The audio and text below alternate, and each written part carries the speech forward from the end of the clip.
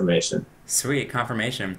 Okay, listen, here is the layout of the stream tonight, guys. So first, we're just going to just kind of hang out and chat for a little bit, maybe about 10 minutes to let people trickle in, gather your questions. And then after that, at about 9:40, we're going to go over what happened this weekend on a broad level. I want to give a spectator's perspective on what went down. And then after that, I'm going to ask Nintendo some pre-prepared questions, try to get into the meat of the matter, and then after that, we'll take as many Twitch questions as we can. Things people want to know about what happened in the event, almost anything, we'll go over. And I'm going to try to untangle all of what happened last weekend. So just to begin with, in case anyone is watching and doesn't recognize the man in front of you, his name is Nintendo.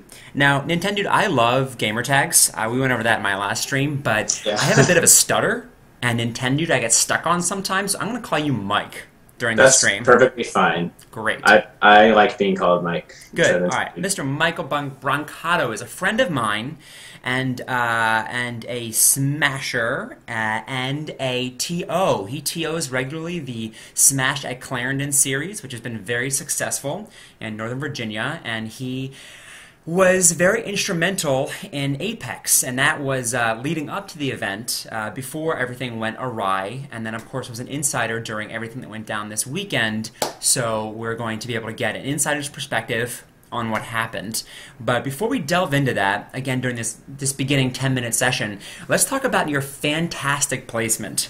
Now, I did a number of fantasy drafts, and in each one of them, people agreed, well, yeah, Nintendo's good, but he's going to have T.O. Johns all over the place, and you got picked way lower than you normally would, because we figured who can place well while they're going to be so stressed running this mega super national.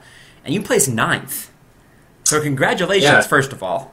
Thanks. 9th is an excellent placing. Did you have a sense Saturday and Sunday that you were going to place well, or was it as surprising to you as it may have been to some people who were betting on you? It was just as surprising to me. So I think 9th is my best ever, but probably my best ever finish relative to the overall skill level of the field. Mm-hmm. Going into the tournament, I was like, I might get 500th place, and I don't care if that happens. Yeah. Because all I wanted going to the Apex was to have a well-run tournament. Mm-hmm. Mm-hmm. So also on the day of, I literally only played tournament. I didn't play a single friendly. So until like at midnight after brackets are already done. Well, maybe so that's for, like me to I was really surprised just making top 48 winner side like alone. I didn't think that was going to happen. Maybe you stumbled onto something to not playing friendlies at the tournament. Maybe you just practice leading up and then you go in and only play tournament. That's possible. Maybe it's actually just not caring about how I place. That too. That could be it. Because I honestly just didn't care about my placement at all. Mm-hmm. But then all of a sudden I ended up in 9th with a shot at top 8. I think that if PPU didn't beat Hungrybox, I would have played PPU instead, or Ice. And I think that I would have been able to beat either of them and make top 8. You're very strong against Marth, is that right? Yes. I usually don't lose to Marth. Yeah. And I pretty feel confident. I think I could have beaten PPU if I had to face him. Nice, nice. It's Ice, given his probably limited Ice Climbers experience. Probably so. I was really impressed at how well Kirby Kaze played against Ice Climbers. I'm not sure that I expected him to look and feel so good as a spectator. Yeah, he definitely had a game plan going into it. Exactly. One thing that was interesting is he didn't really focus on Nana that much. Mm-hmm. He just tried to get momentum and then keep it.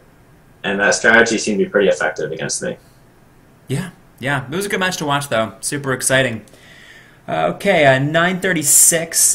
Let's give it just a couple more minutes, then we'll really get into it. Sure. Someone asked what you think you could do against Amsa. I wonder what that would look like. Do you know what the Ice Climbers Yoshi matchup looks like? It's a really messy matchup. Yeah. Yoshi has a lot of interesting tools with Ice Climbers, such as like down tilt to set knockback, so like back at the Nana off and it's a free forward air to KO her. If she can egg Nana and then Nana doesn't wiggle out of the egg, so she just stays in an egg for a long time. That's kind of funny. Mm-hmm. Sometimes his like his weird like double chicken cancel shield pressure can be a little hard to deal with. He's kind of hard to grab combo, but with wobbling, that's not too relevant. Though he beat Fly again. He beat Fly last year too. Oh, I didn't know that. Very cool. So you obviously knows the matchup. He also beat Chu last year. Wow. Intense. And he beat me in an exhibition set last year. Just like an after hours, just for fun kind of thing. Mm-hmm. I played him in NorCal this past summer for a bit. I mean, I say we go like 50-50 in friendlies. But I mean, it's friendlies, so all that really says is either of us could win if we meet up in tournament. Mm-hmm. Did you enter N64 as well? I only entered doubles because I didn't want to put too much on my plate. Doubles is more chill, and it was a smaller tournament, and I just like doubles as well. Sure. Okay, let's make this happen. Someone commented that there's dead space on the screen. Yeah, I know. I got some sweet pictures for you guys. You ready? I made a little slideshow. Get excited about the slideshow. So, as the pictures are going to show us, they're going to walk us through what happened. And what I'm going to do is I'm going to explain what it felt like from a spectator's point of view, partly because you and I wanted to have this conversation anyway, because, you were on the inside and I was on the outside. I didn't make it to Jersey until Friday night. And then I want you to fill in the holes and let us know what we don't know, because we weren't on the inside like you were. So, to give a very high level, very sped up version of what happened, Apex is a series which is so grassroots it hurts, and it found itself more or less doubling in entrants every year. And this year, with sponsors like Nintendo and Twitch, it was just big. It capped out at 1040 Melee players.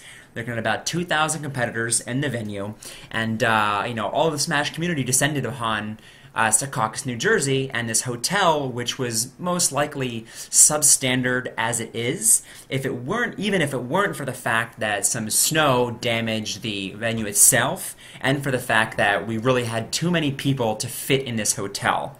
So unbeknownst to us, we were walking into what kind of feels like a trap looking at it. And then the fire alarm went off Friday morning, and everybody poured out of their rooms, and the firefighters came, and the fire marshal came.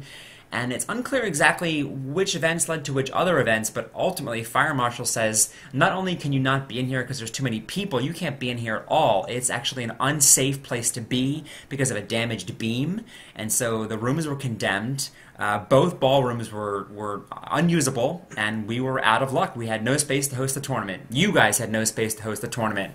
So a super group of TOs and concerned Melee community members, Smash community members and leaders got together, formed a new plan, and then with support from Twitch, who found us a new location, you guys evacuated, packed up, and then designed the tournament to fit into 2 days in a new space.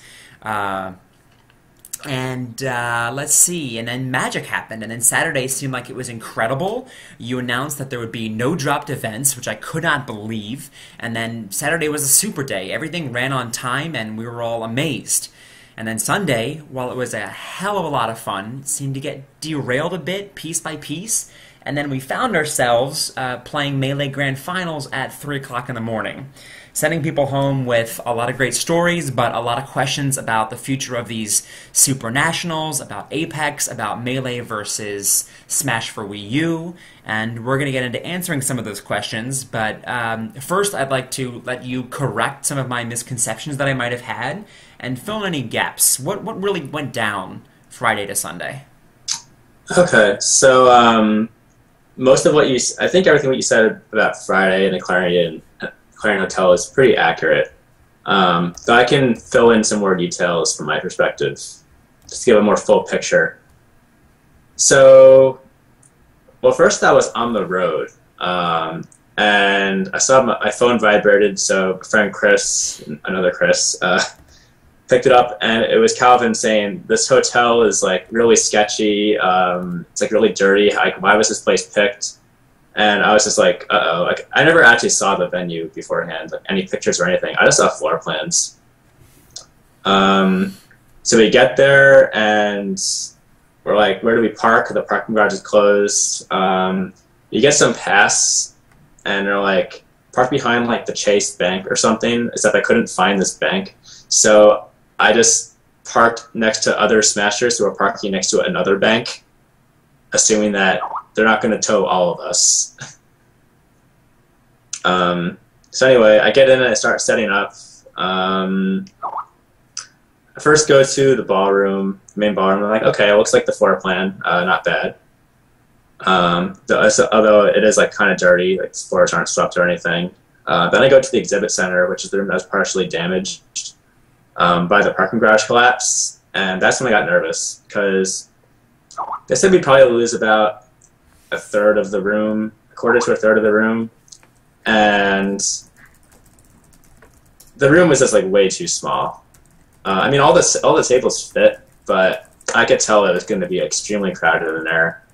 I started moving some tables around with a team of people to try to optimize the space better, and I discovered that the tables they used were these little dinky, like 1 by 6 foot tables that were full of splinters and just like the sketchiest tables in the world. And they put 4 of them together to make a station. They also had to move Team Spooky to the other side of the room because they couldn't get internet on one side, and I thought that was kind of ridiculous, considering we showed them the floor plan in advance. So we had to like redesign the room, like to accommodate that.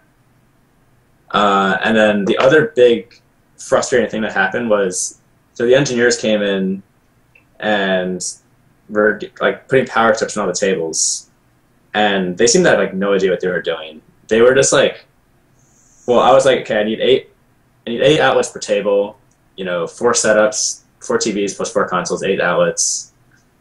And they didn't really, I don't know, they basically just ran extension cords from outlets that were all on the same circuit and just like put power strips together for how many stations? Like 16 plus 8 plus 8, like 32 stations. And they ran out of power strips like in the process of doing that. And they also ran out of extension cords. Wow. And I was getting pretty stressed at that point because it's like, well, if we don't have like, power at all the stations, then the entire schedule falls apart because it's based on this like basic assumption that we have X number of setups, which we didn't have. And the power went out at some point, right? Oh, that was the other thing. Okay, so we were having a big unlocking party. So Gaming Generations had Wii U's that Nintendo helped get them like to Wisconsin. They drove from Wisconsin to New Jersey with all these Wii U's and all their equipment. Wow. Except the Wii U's were still in the box. So basically they had no save data on them, and there's no kind of like unlock code, or you can't put it in a memory card to like load up the data. So we had to actually just have a bunch of people sitting down playing the game, unlocking every character in every legal stage. And it takes about 1 hour to fully unlock all the important data for Smash 4 if you know what you're doing. So we were setting up the Wii U's and just having random people come in and just play the game to unlock stuff. And during that, there was a power surge, and that's when I knew, like I don't know, this isn't going to work. But I mean, we don't have a choice at that point. Like that was the venue that we were given, and I had to work with what we got. Okay. All right. So it is what it is, and you wake up Friday morning. Did you wake up to the alarm? No, I didn't wake. No, I stayed up all night. I got there at 5:30 p.m. on Thursday, and I say by around like midnight, we had all the tables set up, all the tables, all the TVs, all the consoles. Most of them, well, I'd say about a third of them didn't have power, and we were still unlocking things. I think we finished unlocking things at like around 1. We also had to unlock N64s, but that doesn't take quite as long because you only have to do classic mode 4 times. Mm-hmm. But I knew this power thing was going to be a huge problem. So luckily, I don't know who from Apex did it, but we had a big box of unopened new power strips. So I was unboxing tons of power strips and just trying to get power to as many stations as possible using those power strips. or not. I wasn't like daisy chaining them together. I was more like just putting 2 power strips on a table, for a total of 8 outlets, and I figured like an engineer would come with an extension cord to hook it up to a power supply. They said that engineer would show up at 7 to do that, to make sure that all the setups had power. He didn't show up until I think 8:30, which was 30 minutes before pools were supposed to start. Okay. So that was a problem. But yeah, I was up all night just trying to wire as many things as possible. Make sure that all the setups works. So like I was talking to Crimson Boiler about how to do a power testing. It's like you should have every single console and TV in the building like up and turned on, and leave it on for an hour and a half, just to make sure that nothing's going to surge. And obviously I couldn't do that kind of test, and I was nervous because we already had a surge with only some consoles set up. So I was just trying to turn on as many things as possible, just to like do as much of a complete test as I could.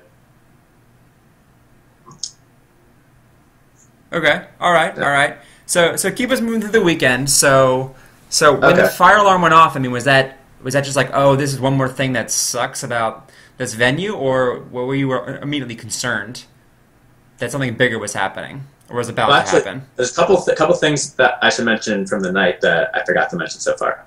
One was that while we were setting up, there were some leaks in the roof.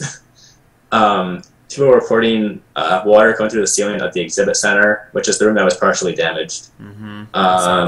And that was worrisome. But then it got worse when Calvin comes over from me, and he's like, water just poured from the ceiling onto all my stuff in the main ballroom. And that's they're not supposed to be like, okay. Or Calvin is Gimmer, correct, Mike? Yeah, Calvin is Gimmer.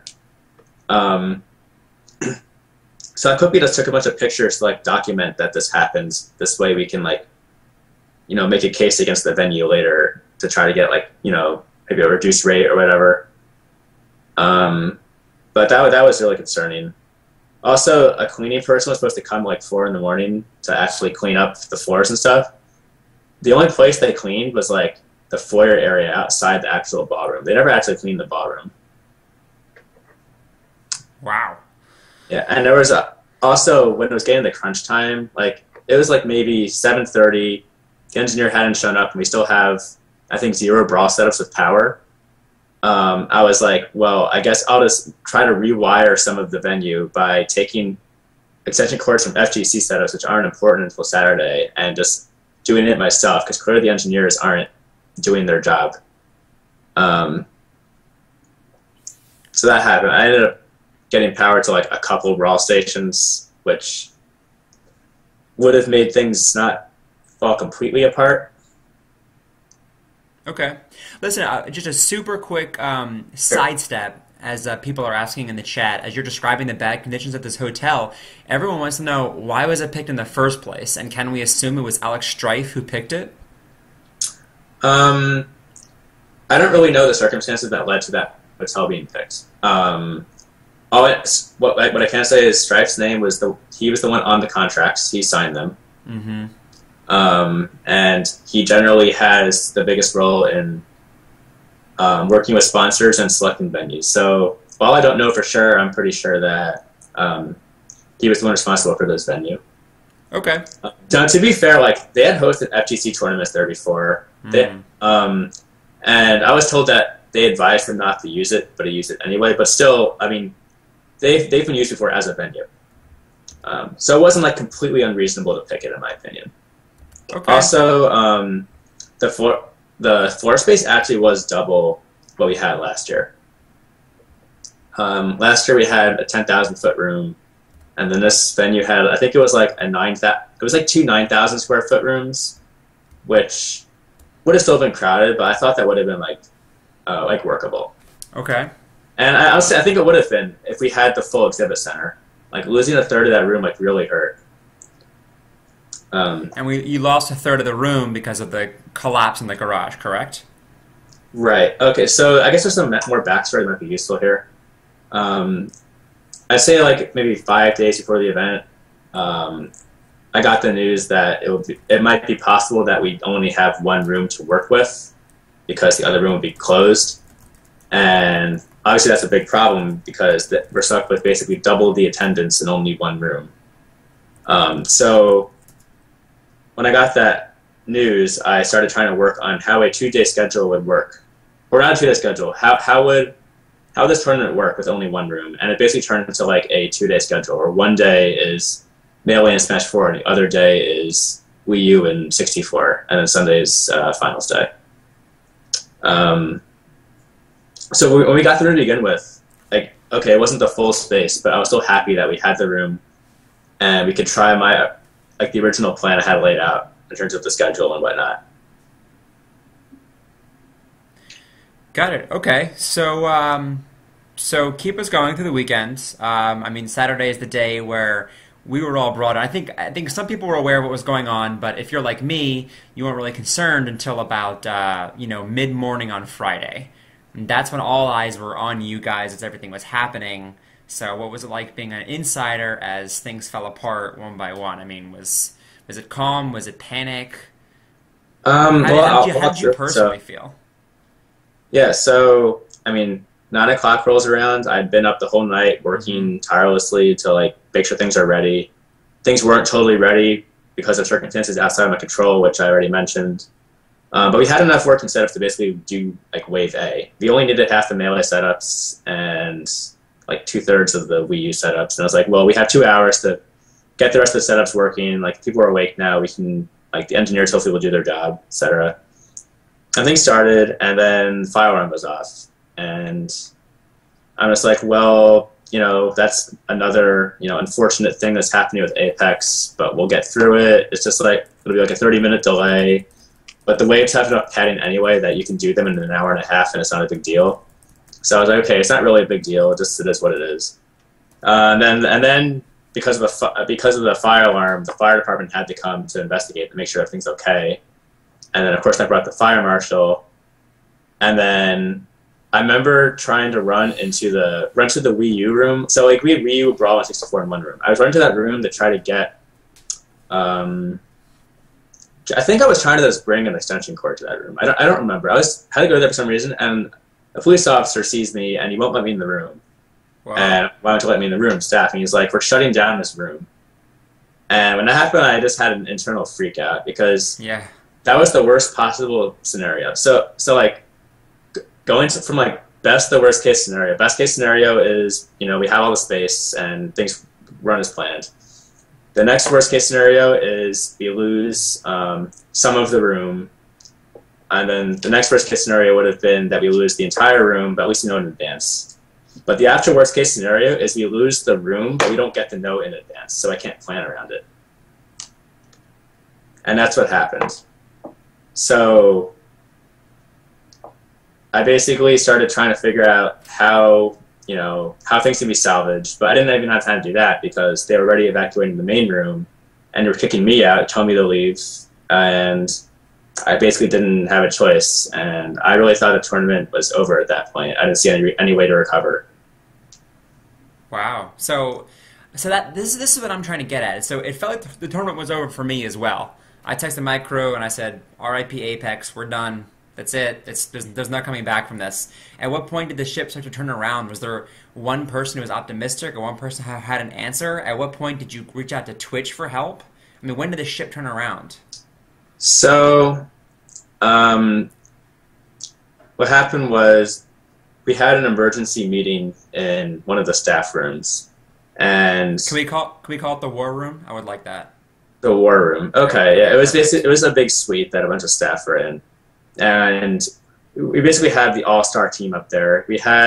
Obviously we had all the Apex staff, always all the TOs, people who were actually doing logistics kind of stuff. And we also had like Crimson Blur, Sheridan.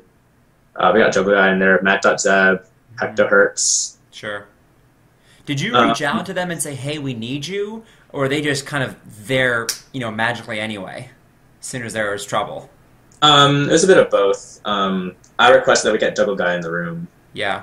Because I really value his opinions with this kind of stuff. I think that some others were there anyway just because they were concerned and wanted to see if Sure. this was a salvageable situation. So, I mean, that conversation first started as like, well, how can we still run this tournament with like what's happened so far? We don't want to cancel it entirely. Like, people flew from like Sweden and all over the world to come here.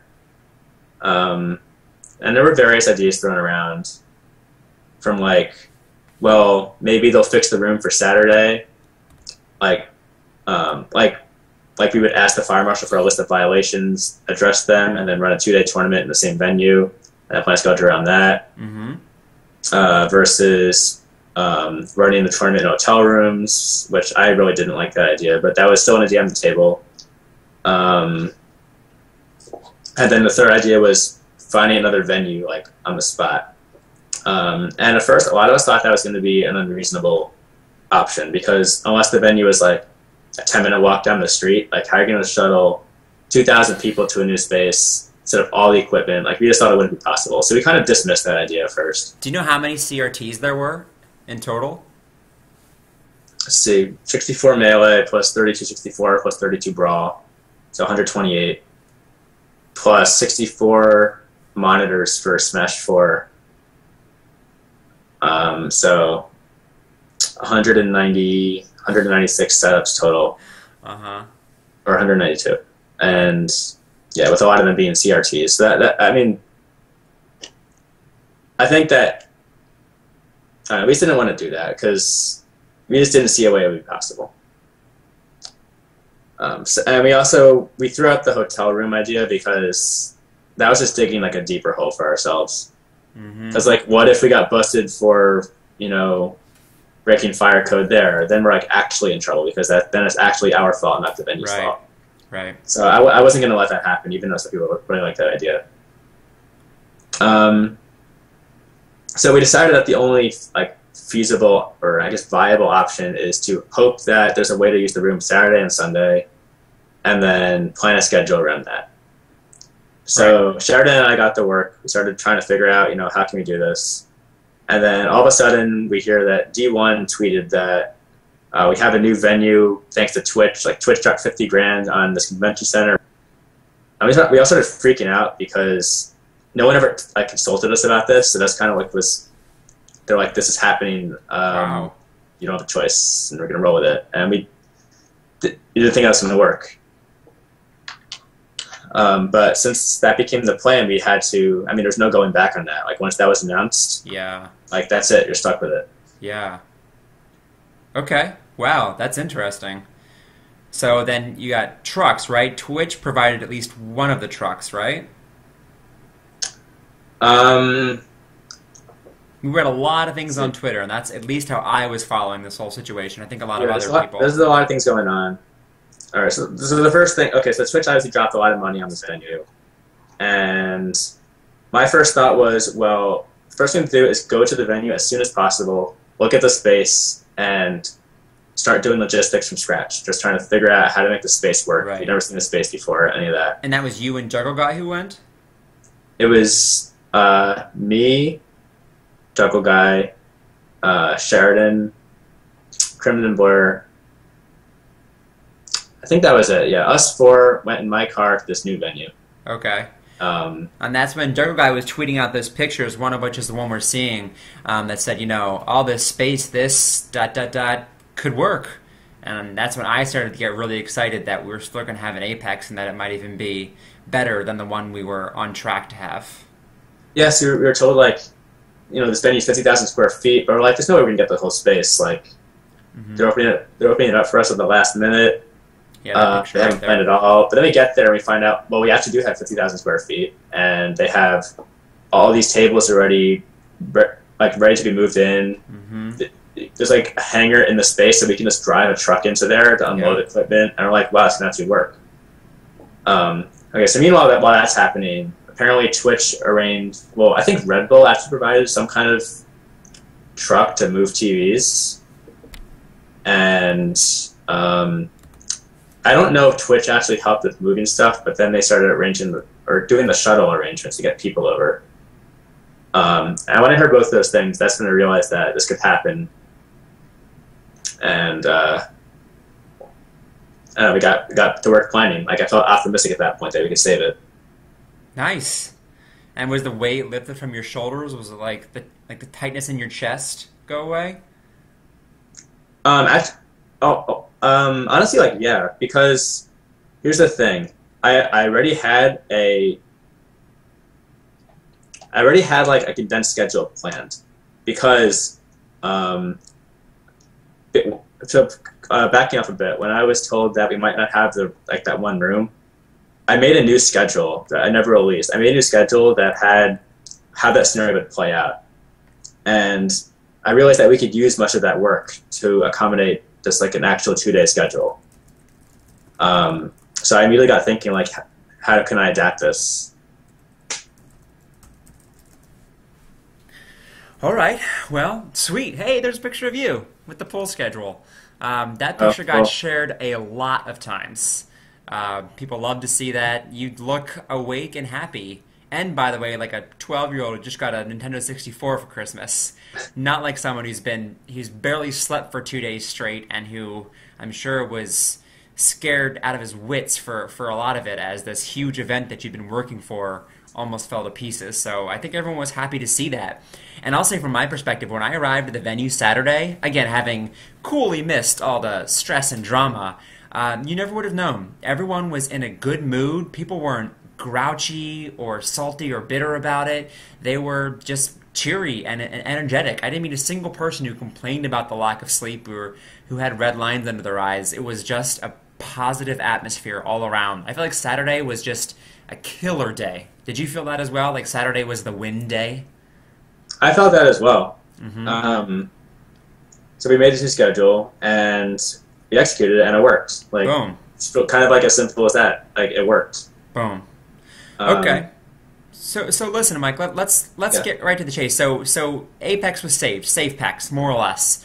And I kind of felt like it was one of those situations with, I don't know, boyfriend, girlfriend, parent, child, whatever. It was like, okay, this is great, but as soon as we leave this party, we're gonna have a talk about everything that happened. Because yes, we got away with it, but there's gonna be words exchanged. So the tenseness is there, but we're not going to address it. We're all just going to have a good time. And all the melee that we saw was incredible. The Salty Sweet was so successful, and the play we saw in SSBM Top 8 was fantastic. We got these great, exciting matches. It's just that it happened at 3 a.m., and that's a problem for a number of reasons. I won't bother detailing them. I think we can all see that. We can get into that later. But first, as much as there is an answer, can you give us some kind of assessment on how the tournament got so backed up to end in the wee hours of the morning on Sunday? Mm-hmm. Yes, I was so disappointed when it was running that late.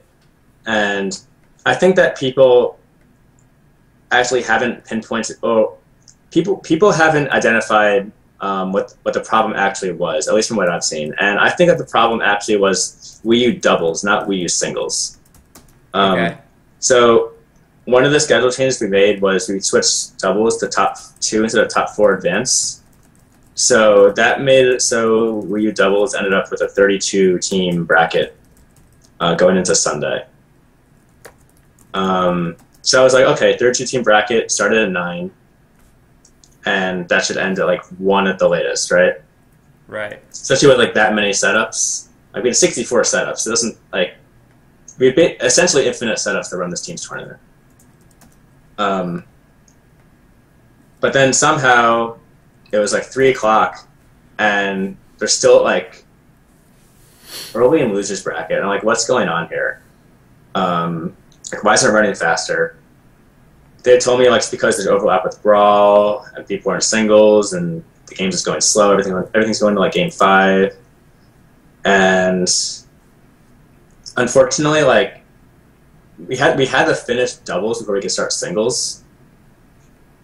And the fact that doubles ended at like 5 made singles start at 5, and then that like we were kind of there was like not really a good way to save it at that point without like putting one of the top 8s on a secondary stream. And so like of course people ask like, well, why can't you just run Wii U top 8 on Team Spooky and then run top 8 Melee at the same time on BGBC? Yes. Why? Yeah. Okay, one part was that, I mean, Nintendo wanted us to stream wanted like the main stage to have Wii U. Like that was part of like what we had to do. And Calvin was the main stage. Calvin wanted to stream Wii U as well. So like, of course, then you could say like, well, why can't you put Melee Top 8 on the secondary stream? Well, we were doing Smash 64 Top 8 on that stream at the same time. And Smash 64 Top 8 was promised a Top 8 on the main stage.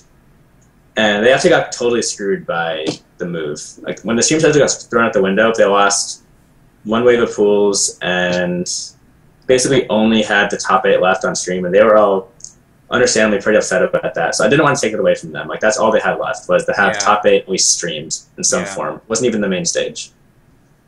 But unfortunately, that also occupied that stream, so we couldn't run any concurrent like Melee on there. But either way, Calvin really wanted to have both Wii U Top 8 and Melee Top 8 on VGBC. So I think that regardless, like that would have been the case. But anyway, just to get back to like point before, like it really was the fact that Wii U doubles took so long, and you can trace that back to the fact that we condensed this 3-day schedule into 2 days. We basically put half of day 2 on Friday, or sorry, half. So we originally had 3 days. We put half of day 2 on Saturday. That half being like phase 2 pools for everything. So like the round for final bracket. And then the second half of day 2 was the final brackets. We moved those to Sunday morning. But that created an overlap between Brawl Top 16 and all the Wii U events.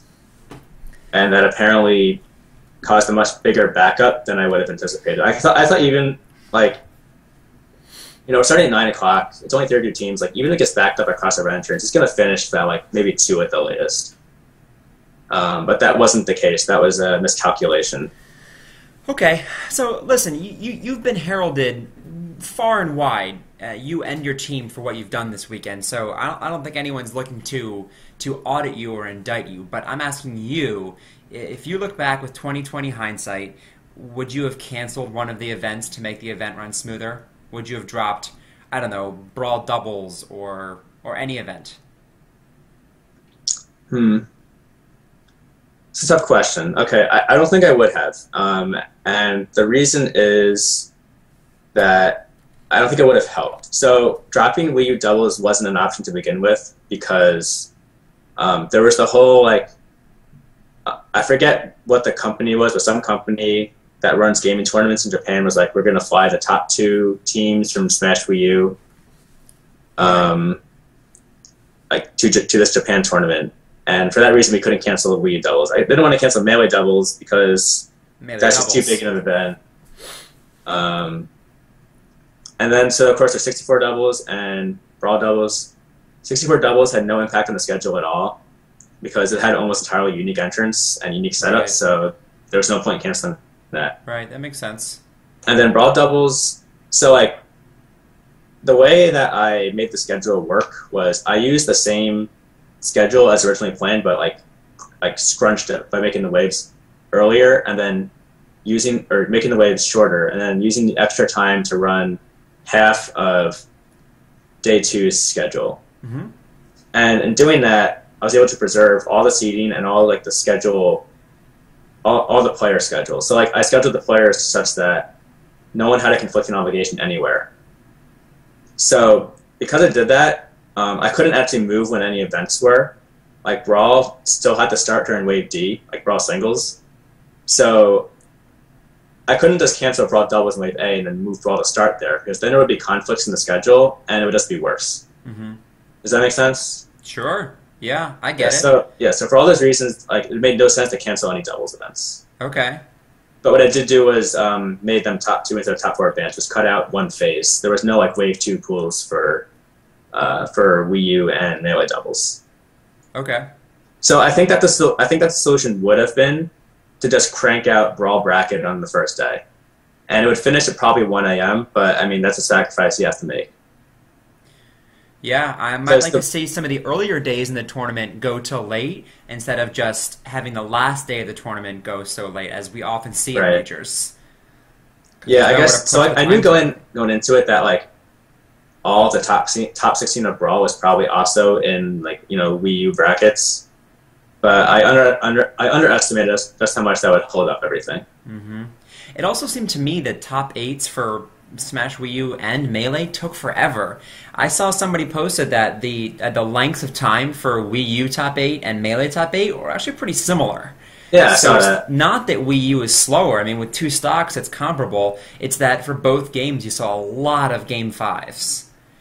And that brings the question, are we certain that we want to do best of 5? Are these top 8 series just too long? Is there anything there to be explored? I think that best of 5 should stay. I think that we just have to plan schedules around the fact that these might take like up to 4 hours to complete. Though I think that changes when at an event like Evo, where you have other games present. Like there, it makes sense to do best of 3, top 8, because you want to get Smash to be as similar in time as possible to the other games. But for us, it was kind of like it's basically a Smash only event to an extent. I mean, like obviously we had FGC games, but they were run on a different stream, so it didn't really like we didn't have to be consistent there in the timing. So I think it's okay to have best of 5 top 8s. Okay, good deal. Listen, Mike, I want to hear more from things you've want to share personally, and I also have questions I want to ask. But I'm going to take a quick detour and ask the chat for questions. I know that there's a lot of people who've got a lot of them, and now's this great chance to have you, but sort of cornered, a captive audience, as they say. So I'm going to take a look and see what folks here would like to ask. There's a bit of a delay here, so I'm going to take some of the first questions as they come in now-ish. Just pick what you think is best and ask them, and I'll see what I can do. Got it. Also, thanks for coming on, Mike. I appreciate it. Yeah, no problem. Very busy. I mean, there's like a million rumors going on right now, so any chance I have to clear up rumors is like good. Yeah. All right. Let's see. Oh, okay. Let's get into some real talk. As I do want to know about this myself. What was up with kicking the people out of the first couple of rows of the audience for the staff? Okay, I'm going to admit that was a big error in judgment. Screwed up, and so let me explain. I guess some of the background behind the screw up after minutes of screw up. So every year we always block off like 2 rows of like the center block of seats for staff and other MVPs to sit in. Mm-hmm. And I guess in the chaos, we just forgot to put up the signs. And then we realized that we forgot to do it when a TO for one of the qualifiers came up to me, and he's like, I was promised that as a TO for one of the qualifiers, I'd have a seat like reserved for me. Where's the seat? And I didn't know how to respond. I was like, well, I guess I forgot to put up the signs. So I'm asked to go put up the signs so we actually can fulfill that promise and have seats for us. Yeah. And I got there and I was like, well, I don't know what to do because I feel like I can't kick out all these people. They've been sitting here watching Smash 4. Yeah. So I tried to pick like the smallest area I could pick that would be like the least like hurt the least amount of people. I picked basically 20 seats. It wasn't like 2 full rows. I tried to pick just enough to get the important people to like have seats. And I thought that after Smash 4 was over, a handful of people would leave because one, there was a blizzard outside and people wanted to be at home, and 2, I just remember after last year's Brawl top 8, there were seats like everywhere when that ended, and when I was confronted with like telling people to leave or telling people that we were going to reserve some seats for staff for Melee, I was thinking to myself, well, they'll get up, we will finish, and maybe they'll sit down like a few rows back or something. Only 20 people, like not a big deal. Yeah. That's what was going through my head. I ended up getting caught up with another emergency Smash 64 task and ended up delegating it to someone else. So I didn't actually do the kicking out. But that's that's kind of irrelevant. The fact is that like that whole thing was an error in judgment, and we shouldn't have done that. And I sincerely apologize to anyone who got relocated during that process. Okay, that's a fair answer. I mean, but one thing is that so people were kicked off the floor as well, and that's something that I support that it happened because there was a giant mob of people on the floor. There was no walking space in front of the stage, and that actually is a fire hazard. Sure. There's no seats there. Like they shouldn't be sitting there. Safety first. And they should know that if they're sitting in spots they're not supposed to sit, that they might get kicked out. So when that happened, I was like, well, it sucks for them, but it had to be done. Mm-hmm. Got it. Okay, I'm going to fire another heavy one at you. I saw in the Twitch chat, but it's something I'm super curious about as well.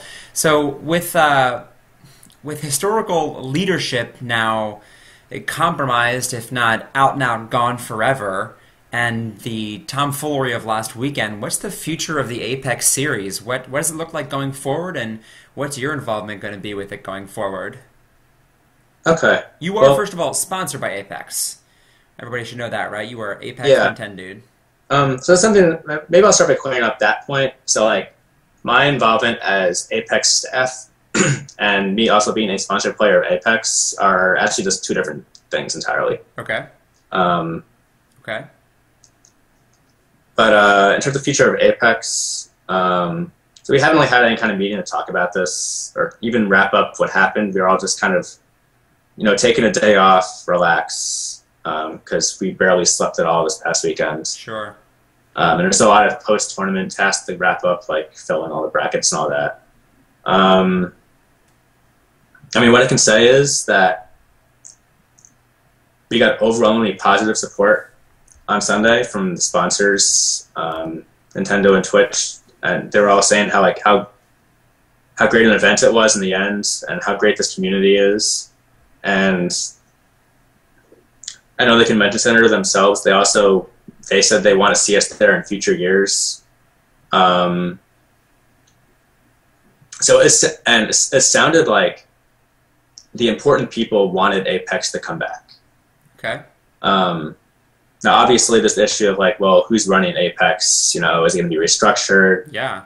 Are we going to very curious revise, the staff lineup? What's the deal with Strife? And all these kind of things. And those are things I don't have answers to at the moment. Okay.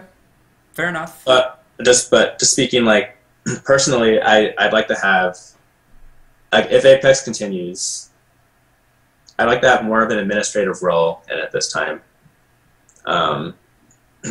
This year, originally I was just the Smash 64 TO, and that's always what I do. Mm-hmm. But then I stepped up to do the logistics, realizing that someone had to just restructure everything from the ground up to make it work.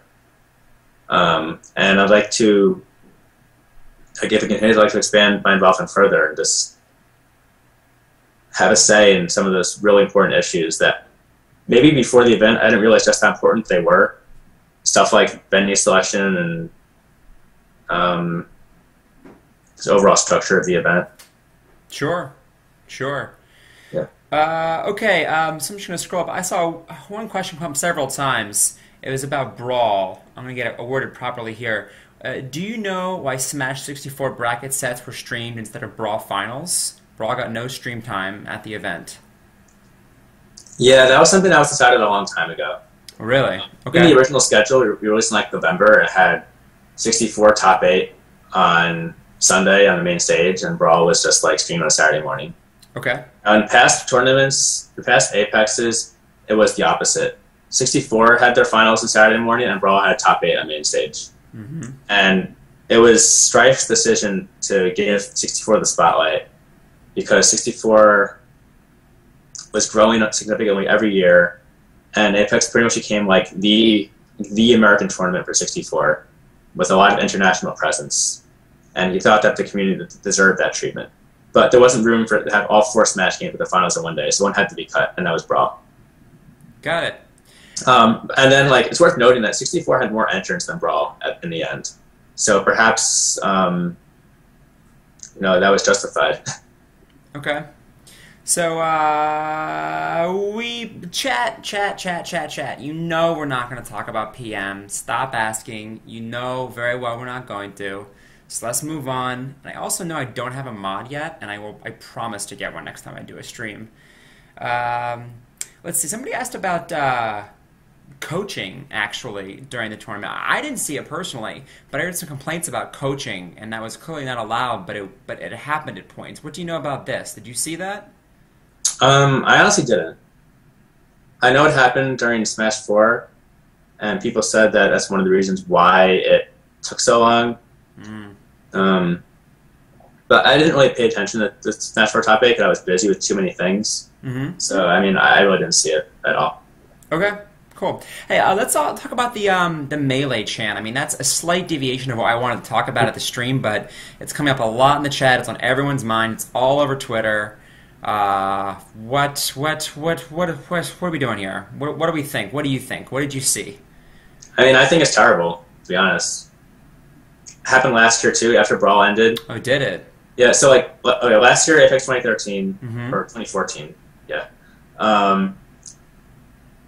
Like, Naira won the tournament. That was, like, his first, as far as I know, like, his first, like, major win. Like, he finally won Apex. He finally won this huge tournament. Yeah. And the way he gets celebrated is the crowd chanting Melee. Wow. And that was, like, incredibly disrespectful to him. And his community looked terrible.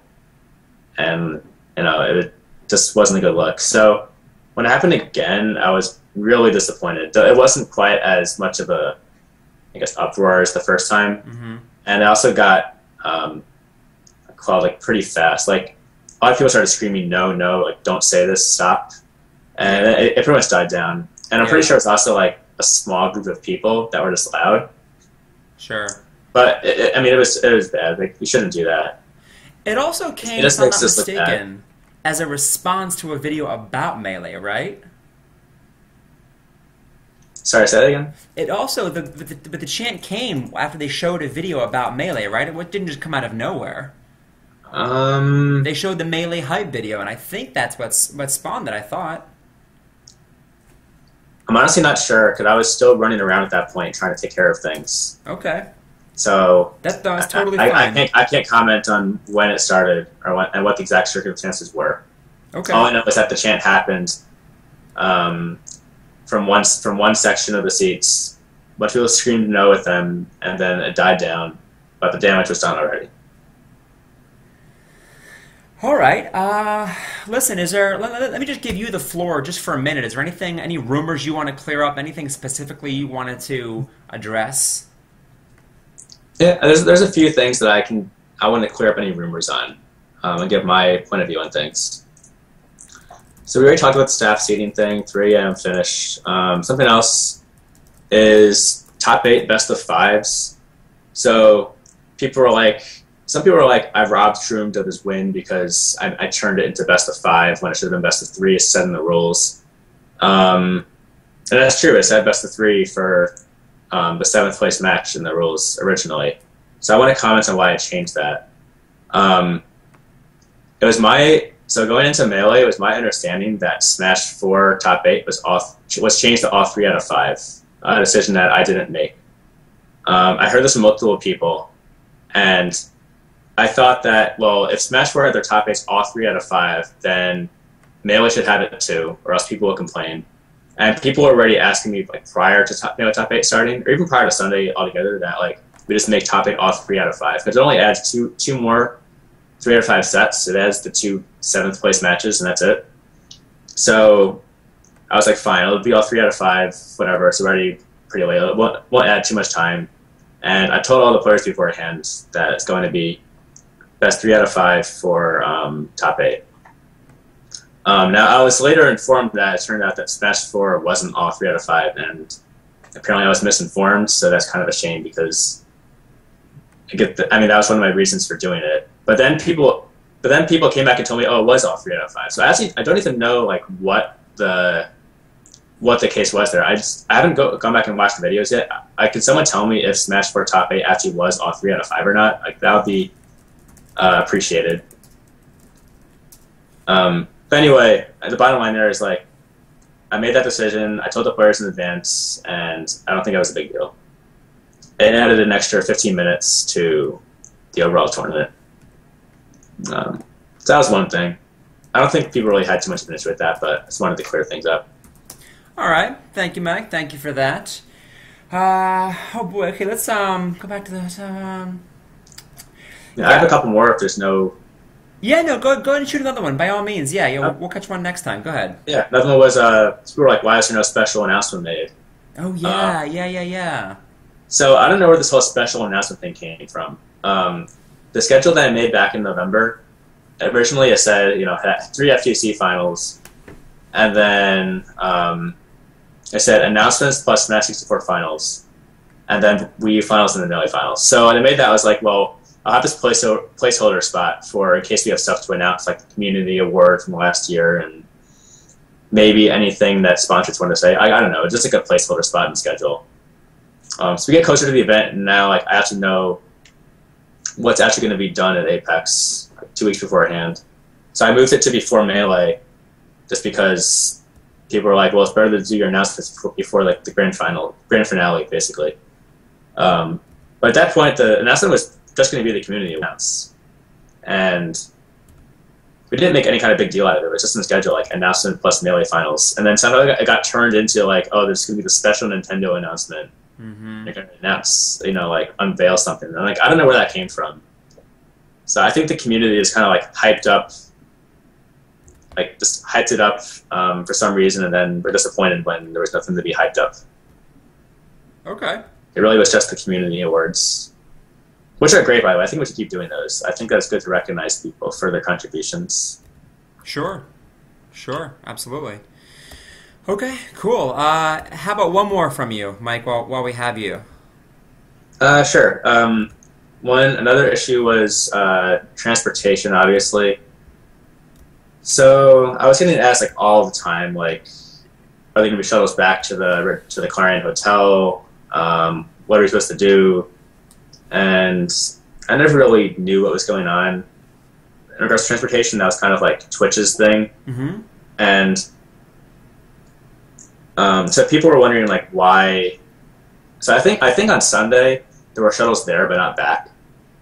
And people were wondering why, and I asked Twitch, and they're like, well, we're already offering this generous service to begin with. It's not unreasonable for us to not provide a two-way transportation when we're already like pouring all these resources into at least like one-way transportation, and that people could carpool or like share Ubers and like find ways to get back that don't cost like that much, like maybe at most $30 a head.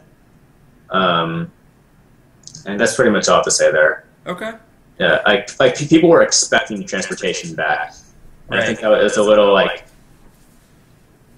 presumptuous to assume that like they're guaranteed a way back because they had a way there. Okay. Mike, we just hit 800 people watching this stream. That's a lot. Which is super exciting, and I want to ask you on behalf of the community and us, completely respectfully, but also directly, what exactly, as much as you were able to disclose, what did Nintendo provide for us in way of support as a sponsor? Some people feel like the name was stamped on there, but we're not sure what they did for us, since we certainly gave them a lot of great publicity in our super successful event. Okay, the number one biggest thing was the equipment. I don't think people realize just how much of a contribution that was to provide 64 Wii U's, 64 controller adapters, 64 copies of Melee, 32 64s, 32 Brawls, 96 Wii's. Like, that's a lot of equipment. And this is the first ever event that I know of that didn't require community support to bring setups. Yeah. That's really big, because if you know how many setups you have before the event starts, you can actually properly plan like everything. Sure. Sure. So that was the number one thing. Now, I don't totally know what happened with Nintendo after the move. So obviously they had Splatoon. Mm-hmm. Yeah, that's cool. People like that. Yeah, that didn't get moved to new venue, to my knowledge, because there was some kind of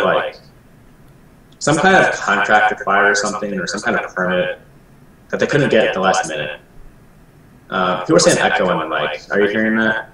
Yeah, it's weird because nothing changed that I know of. Are you hearing it? No, I don't hear an echo.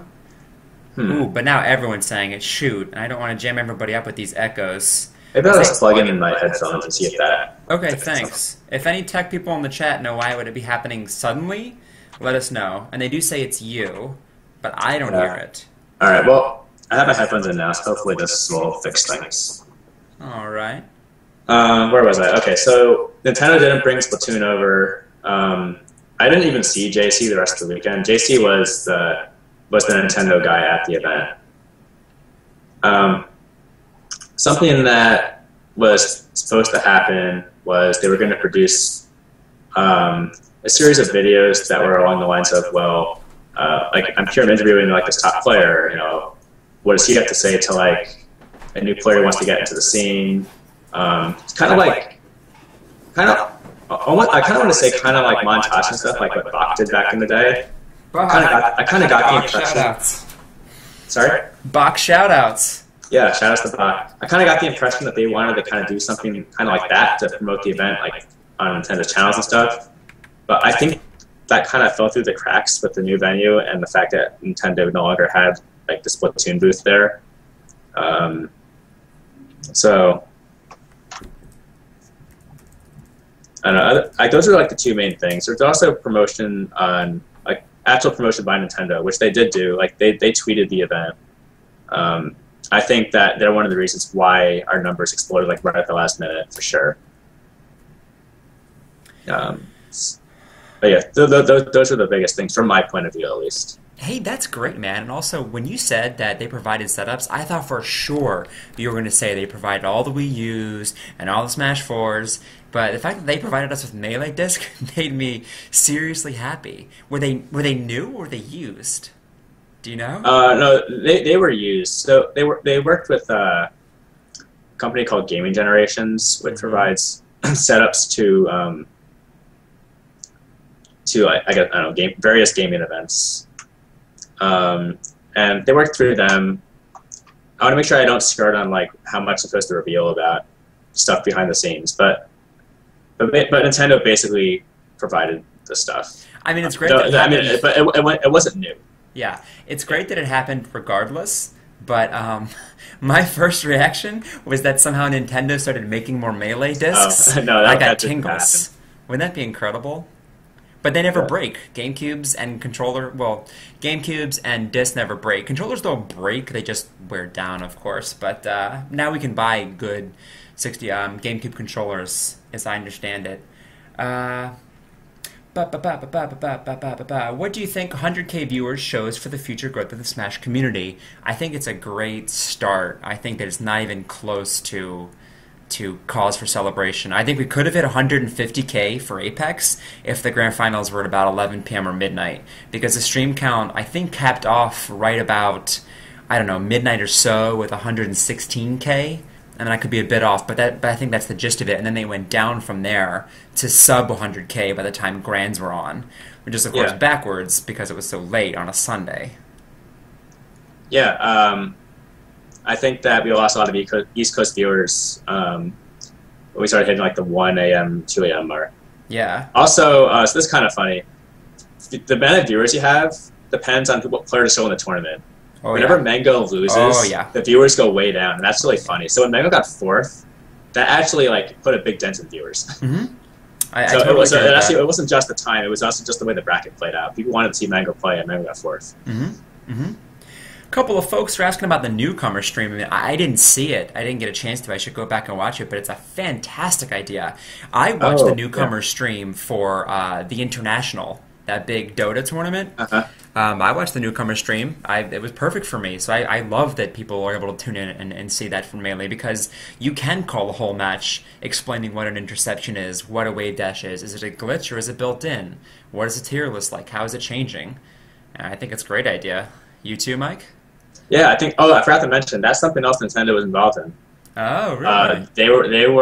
They pushed for that newcomer. As far as I know, Nintendo pushed for that newcomer stream that happened, and that's great. I mean, yeah, that was their doing, because like they're getting involved in the competitive scene and they want to get more people excited about it, and they know that they would be catering to like the more casual Nintendo fans, And that was one of their ways of like trying to get more people into it, was promoting the event and then offering a newcomer stream. Nice, nice, super No, cool. no, I didn't actually watch the newcomer streams, or I didn't watch the recap of it or anything. Though Yeah. I ought to do that when I have time. Just go rewatch the Twitch archive and just see what it was like. Yeah, I'm looking forward to it. Okay, so the question I've been excited to ask all night. I want to know as much detail as you can give me on the War Room. Because when I saw those pictures of all the great TOs in one place, I got chills. I think anything like that is cool, especially with a field in which I have so much interest. Logistics, planning, smash TOing. It's all super exciting. I want to know. It was fun. I want to know if one person was taking lead. How did you make decisions? I want to know. We saw you in the picture on the laptop. Was someone on the phone making phone calls? What can you give me, Mike? So we basically had like the best of the best all in one room. Yeah, you do. And all just having a massive brainstorm about about what could possibly be done to save this event.